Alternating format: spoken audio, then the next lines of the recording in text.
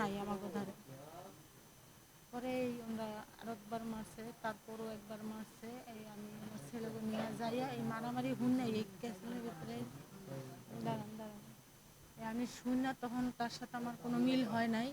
আমি মানুষের কাছে শুনে আমার ছেলেদের নিয়ে গেলাম। ছেলেরা বলল, মা রাখ, সারা জীবনেই থাকবে, আমার বাবা তো আর থাকবে না। এবার শেষ সময় আমার বাবার পাশে কেউ নাই, চলো আমরা যাই। আমি আমার ছেলেকে নিয়ে বউ নাতিপুতি নিয়ে আমি গেছি বাড়িতে। যাওয়ার পরে যেভাবেই হোক তাদের সাথে আমি মিলজিল করে, যাতে এটা সমাধান হয়, মিল করে আমি আইলাম। আইসা ওনারা খোঁজ করলাম, ওনারা খোঁজ করে পাইলাম, তাই ওনারা আমার বাসায় নিয়ে এলাম।